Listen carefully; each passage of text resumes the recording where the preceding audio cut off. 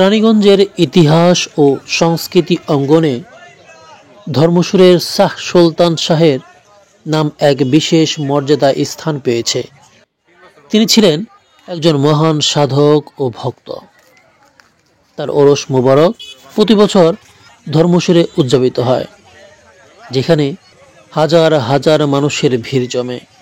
এখানে আমরা বক্তৃতা, স্থানীয় মানুষ এবং ঐতিহাসের মাধ্যমে ওরস মোবারক ও মেলার প্রকৃতি ও গুরুত্ব তুলে ধরব।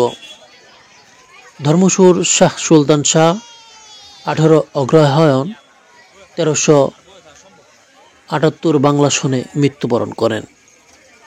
তিনি জীবিত থাকাকালীন ইসলাম ধর্মের প্রচারক ছিলেন এবং তার জীবনকালে বহু মানুষের কাছে ধর্মের সত্যতা প্রচার করেছিলেন। তিনি আল্লাহ ভীরু একজন মানুষ ছিলেন, যার জায়গা সম্পদের কোনো অভাব ছিল না। বর্তমানে তার জায়গায় মসজিদ, স্কুলের মাঠ রয়েছে।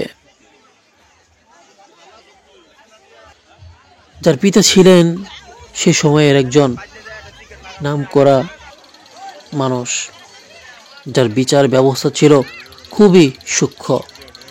হযরত শাহ সুলতান শাহ সে সময়ের ইংরেজি বিভাগের ছাত্র ছিলেন।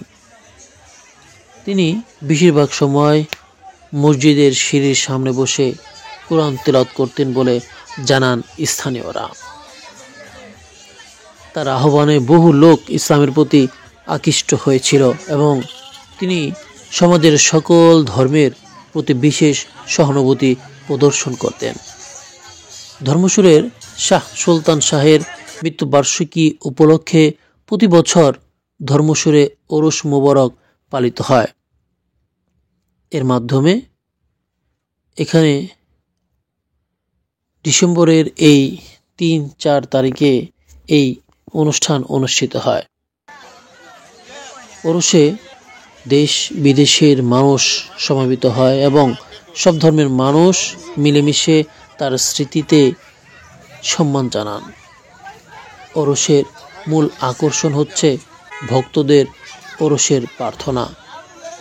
বিভিন্ন সাংস্কৃতিক অনুষ্ঠান হয় এখানে বসে মেলা, খেলা আয়োজন করা হয়, যা স্থানীয় জনগণের মধ্যে ঐক্য স্থাপন করে।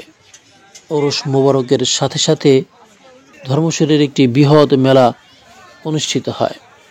এই মেলা বিভিন্ন ধরনের স্থানীয় খাবার, খেলনা এবং হস্তশিল্পের স্টল নিয়ে সাজানো হয় এবং দৈনন্দিন জীবনের সকল কিছু এই মেলায় ওঠে, যা স্থানীয়রা সেগুলো তাদের প্রয়োজন অনুযায়ী কিনে থাকেন। মেলায় অংশগ্রহণকারীরা একে অপরের সাথে মিলন মেলা করে এবং এটি সামাজিক সম্প্রীতির ধারণা প্রচার করে। মেলায় অংশগ্রহণকারীদের মধ্যে আনন্দের পরিপূরক সৃষ্টি হয়। অনেক প্রবাসীরা এই মেলা দেখার জন্য হয়তোবা অপেক্ষা করে, অনেকে মিস করে।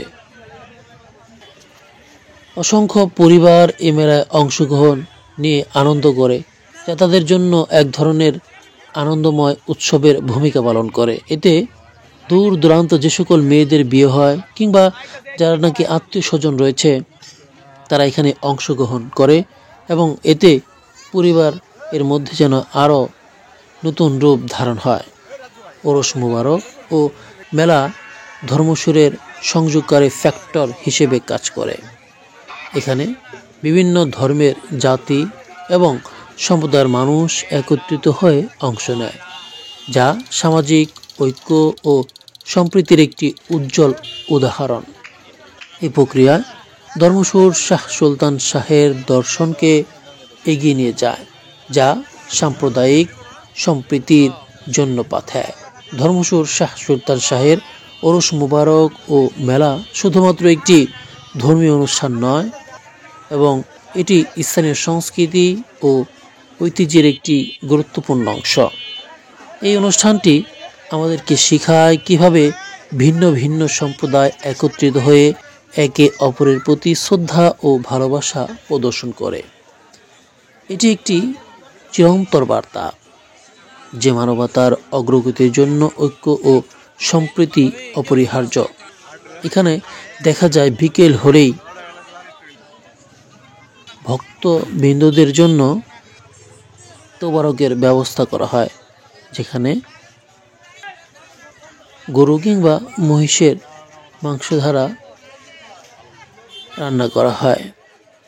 যাই হোক, এর মাধ্যমে আমরা ধর্মসূর শাহ সুলতান শাহের প্রতি আমাদের শ্রদ্ধা জ্ঞাপন করছি এবং তার শিক্ষা ও দর্শনকে সামনে নিয়ে আসছি, যা আমাদের সবার জন্য প্রাসঙ্গিক।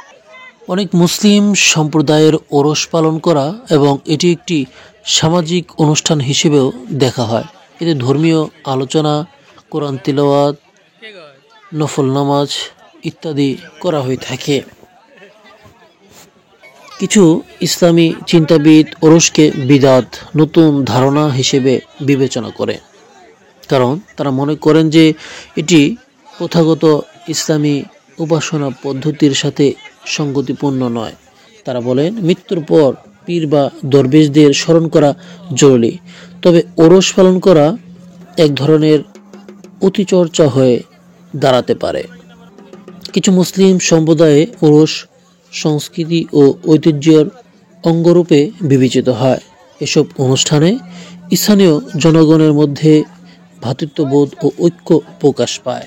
সুতরাং মেলা বা ওরস সম্পর্কে ইসলামের দৃষ্টিভঙ্গি বিভিন্ন হতে পারে এবং এটি প্রধানত স্থানীয় সংস্কৃতি ও ঐতিহ্যের ওপর নির্ভরশীল। ধর্মীয় নির্দেশনা অনুসারে ইসলাম ধর্মের মূল শিক্ষা এবং উপাসনা পদ্ধতির প্রতি শ্রদ্ধাশীল হতে হবে, তাহলে আমরা সুন্দর সমাজ গড়তে পারবো। সবাই ভালো থাকবেন। ধন্যবাদ। আসসালামু আলাইকুম।